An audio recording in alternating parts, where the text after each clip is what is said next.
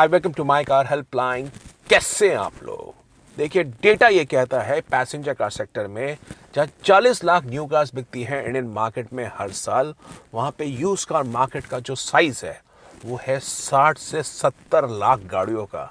और चूंकि अब हम आ गए हैं साल के अंत में, तो साहब यूज कार की जो वैल्यूएशन प्राइस है वो थोड़ी सी और अट्रैक्टिव हो जाती है, क्योंकि जो यूज कार के शोरूम से डीलर्स हैं they would start offering a better price to the customers, क्योंकि 2 महीने बाद ही हम जब नए साल में अंतर करेंगे तो पुरानी गाड़ियों के रीसेल वैल्यू पे और ज़्यादा फर्क पड़ेगा। तो वो कंज्यूमर्स को लुभाने के लिए attractive price, attractive value offer कर रहे हैं।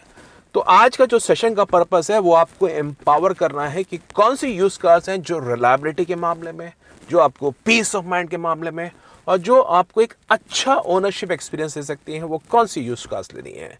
देखिए, जो फर्स्ट एंड फॉरमोस्ट आप किसी भी यूज कार में चाहते हैं बॉस, वो जान लीजिए अगर वो यूज कार की सर्विस हिस्ट्री है, कितनी बार वो कार सर्विस हुई, उसके ओडोमीटर की टेम्पर तो नहीं है, क्योंकि कार के जो सर्विस बिल्स होते हैं उसमें ओडोमीटर हर बार मेंशन करता है ऑथराइज सर्विस सेंटर।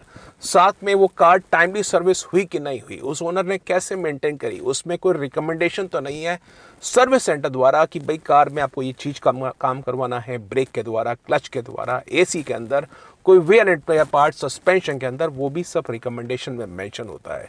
तो सर्विस हिस्ट्री अगर आप इस कार की ले रहे हैं, आपको बढ़िया एक्सपीरियंस मिलेगा।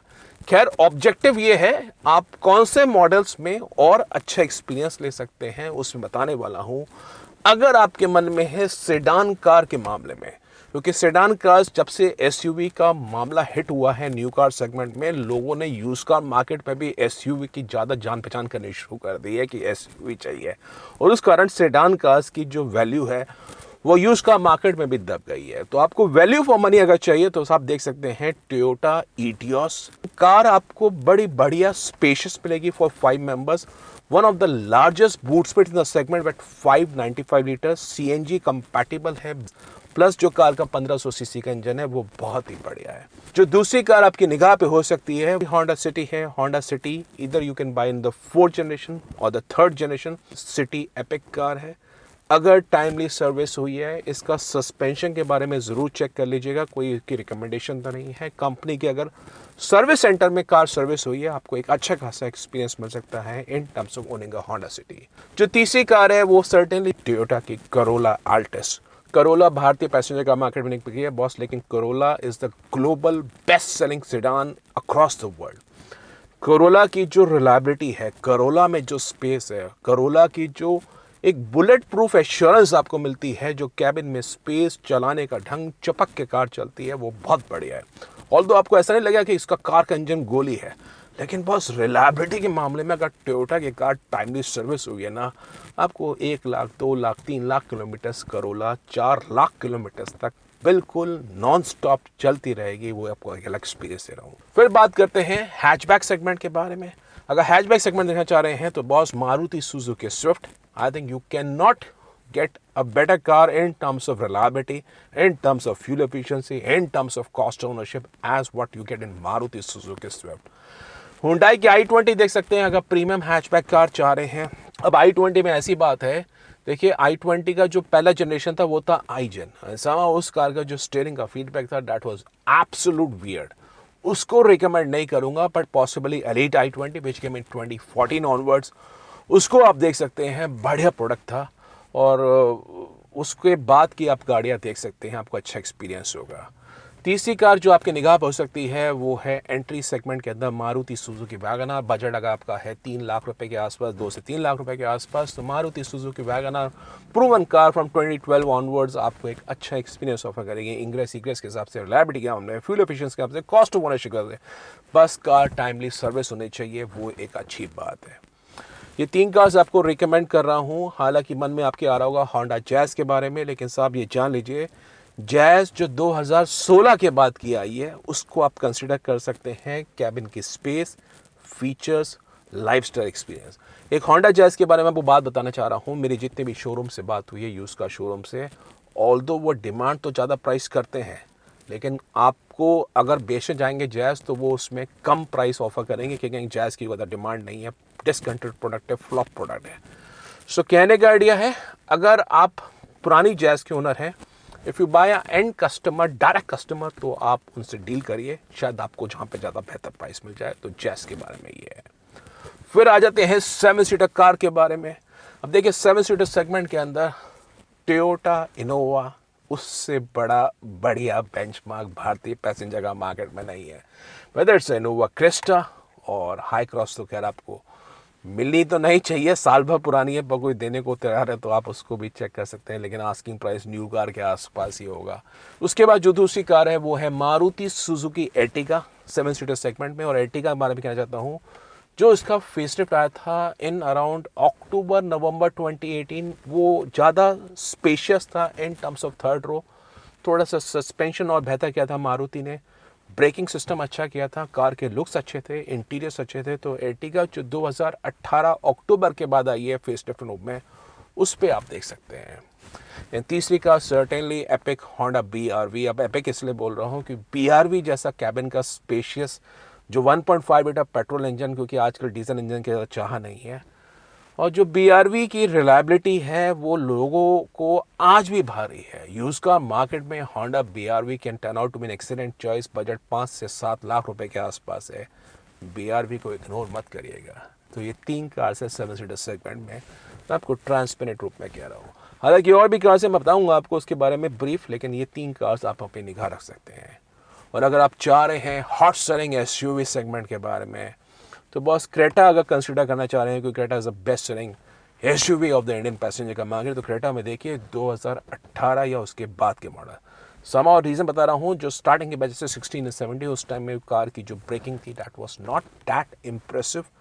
18 के बाद सेफ्टी फीचर्स भी कंपनी ने लोअर वेरिएंट्स में भी इंट्रोड्यूस किए थे, ब्रेकिंग भी बेहतर की थी, और चलाने में भी क्रेटा और थोड़ी सी पहले के मुकाबले प्लश हो गई थी। तो क्रेटा पे आपकी निगाह हो सकती है। दूसरी कार आपकी हो सकती है, अगर वैल्यू फॉर मनी ग्रुप में चाह रहे हैं, अगर एस क्रॉस और ब्रेजा का ऑप्शन है, तो बॉस एस क्रॉस को चुनिए। सर्टेनली 4 और डिस्प्ले, क्योंकि एस क्रॉस की जो रीसेल वैल्यू मैंने पता कर रखी है, समाओ एस क्रॉस की जो रीसेल वैल्यू आपको यूज का मार्केट में मिलेगी वो ब्रेजा जितनी ही मिलेगी, या हो सकता है उससे भी 19 मिले। एस क्रॉस को एक फ्लॉप प्रोडक्ट का दर्जा दे रखा है, लेकिन एस क्रॉस की जो कैबिन स्पेस है, एस क्रॉस के जो इंटीरियर्स है, एस क्रॉस में 4 डिस्क ब्रेक्स है, वो आपको बढ़िया एक्सपीरियंस ऑफर करेंगे। जो तीसरी कार है वो सर्टेनली अगर लार्ज साइज SUV चाह रहे हैं, टोयोटा फॉर्च्यूनर मिल जाए तो कमाल की बात है, लेकिन फॉर्च्यूनर की आस्किंग प्राइस बहुत ज़्यादा होने लगी है। 25 लाख रुपए लोग फॉर्च्यूनर के मांग रहे हैं, और 7 to 8 ईयर ओल्ड फॉर्च्यूनर।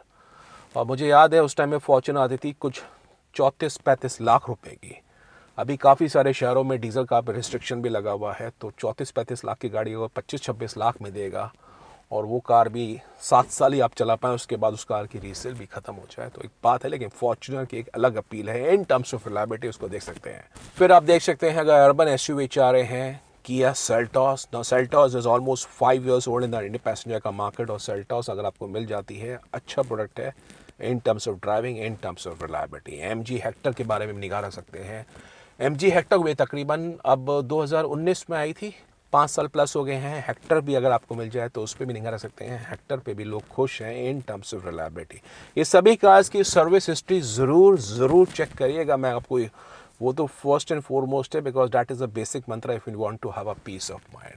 अब इसके साथ साथ 2 कार्स और प्लान कर रहे हैं मन में आपके है, CNG कार के बारे में। तो बस CNG के बारे में जान लीजिए, जो कंपैटिबिलिटी, जो ट्यूनिंग मारुति सुजुकी की CNG कार्स में है, वो किसी और कार मैन्युफैक्चर में नहीं है। If you plan to buy a CNG car, even till now, whether it's a new car market or a used car market, Maruti से बेहतर ट्यूनअप किसी भी और CNG के अंदर नहीं है। मैं आपको रीएट्रेट कर रहा हूँ। और अगर इलेक्ट्रिक कार प्लान कर रहे हैं यूज कार मार्केट में, तो boss MG is the best.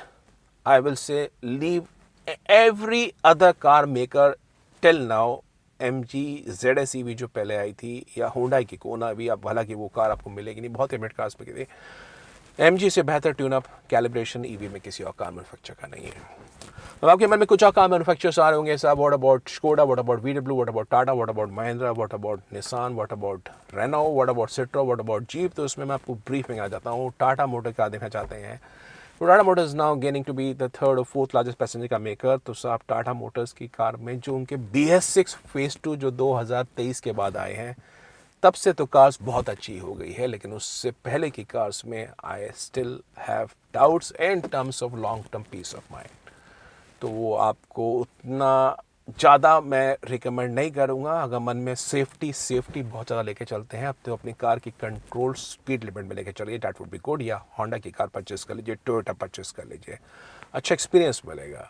Mahindra लेके चाहते हैं, महिंद्रा में आप सर्टेनली कंसिडर कर सकते हैं, जैसे XUV 500 हुआ 2018 या उसके बाद की, उससे पुराने जो स्टॉक था उसमें इंफोटेनमेंट में इशू, निगल्स, वो सब चीज़ें थी। XUV 500 या स्कॉर्पियो अगर आप मन में चाहते हैं रगड़ कार, क्योंकि उसके जैसी जो देसी लॉन्डो की हिलती डुलती बोट जैसी कार है, वो पुरानी स्कॉर्पियो, उसको आप देख सकते हैं, वो कहीं पे भी कोई भी उसको ठीक कर सकता है। वो एक आपको बता रहा हूँ।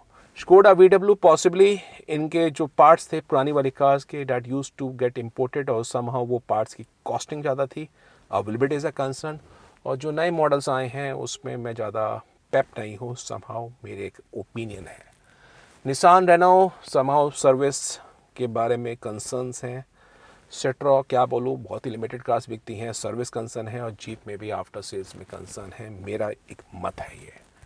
तो मेरे हिसाब से ये कुछ कार मैन्युफैक्चरर्स हैं, अगर इनकी कार्स मिलती भी हैं, it is better so as to buy a reliable product by paying a higher money instead of buying these brands. ये मेरा एक ओपिनियन है। बाकी आप बताइए आपका क्या ओपिनियन है।